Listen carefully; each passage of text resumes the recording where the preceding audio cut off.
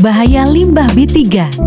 Limbah B3 dapat menimbulkan masalah kesehatan, pencemaran lingkungan, merusak ekosistem, dan menyebabkan korosi dan kebakaran. Untuk itu diperlukan pengelolaan limbah B3 yang tepat. Assalamualaikum warahmatullahi wabarakatuh. Halo semuanya, selamat datang di video edukasi tentang pengolahan perawatan pasien dan sampah medis plastik. Perkenalkan, nama saya Dina Syahriani. Saya dari Prodi D3 Kebidanan tingkat 1 kelas A. Di era modern ini, fasilitas kesehatan menghasilkan limbah medis dalam jumlah besar. Pengolahan yang tidak tepat dapat menjadi masalah serius bagi kesehatan dan lingkungan kita. Tahukah Anda bahwa satu jarum suntik bekas yang tidak dibuang dengan benar dapat menularkan penyakit berbahaya, atau bahwa pembakaran sampah medis plastik sembarangan dapat mencemari udara dan tanah. Oleh karena itu, penting bagi kita semua untuk memahami cara mengelola sampah dengan benar. Dalam video ini, kita akan membahas langkah-langkah pemrosesan perawatan pasien yang efektif dan mengidentifikasi berbagai jenis plastik sampah medis beserta cara penanganannya. Mari kita simak ya. Pemrosesan perawatan pasien adalah serangkaian tindakan yang bertujuan untuk menghilangkan atau membunuh mikroorganisme yang mungkin ada pada peralatan medis.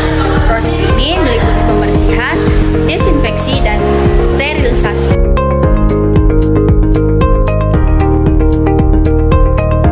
Tujuan utama dari pemrosesan ini adalah untuk mencegah infeksi nosokomial, yaitu infeksi yang didapat pasien selama berada di fasilitas kesehatan.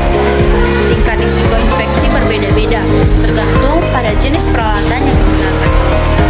Infeksi nosokomial dapat menyebabkan berbagai masalah, mulai dari memperpanjang masa rawat inap hingga meningkatkan biaya pengobatan.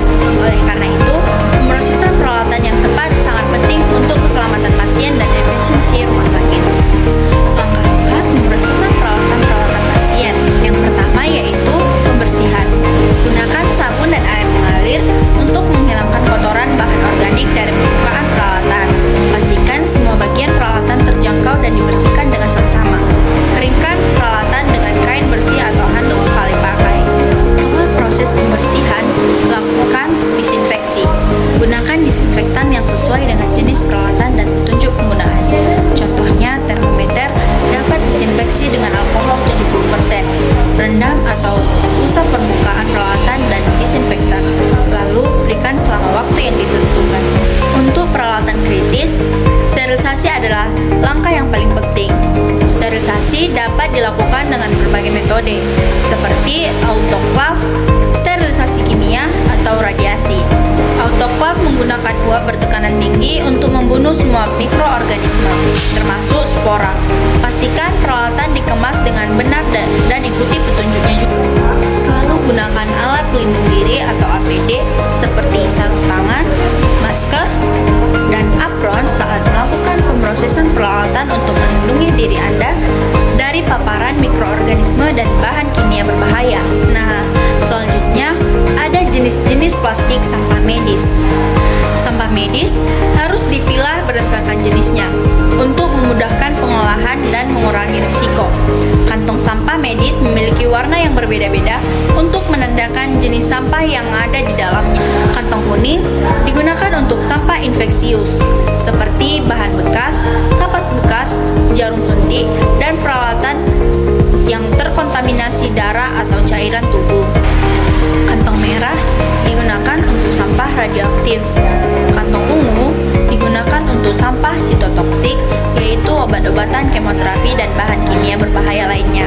Kantong coklat digunakan untuk sampah kimia, seperti reagen dan pelarut. Terakhir yaitu kantong hitam digunakan untuk sampah rumah tangga seperti sisa makanan dan kertas. Pemilahan sampah medis yang benar itu sangat penting. Sampah infeksius harus diolah dengan autoklaf atau insinerasi sebelum dibuang ke tempat pembuangan akhir. Sampah radioaktif dan sitotoksik memerlukan penanganan khusus sesuai dengan peraturan yang berlaku. Sampah kimia harus dinetralkan atau diolah sebelum dibuang.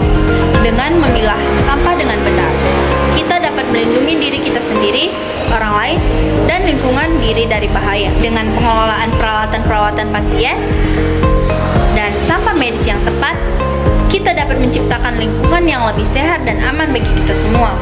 Mari kita jadikan praktik ini sebagai bagian dari budaya kita sehari-hari.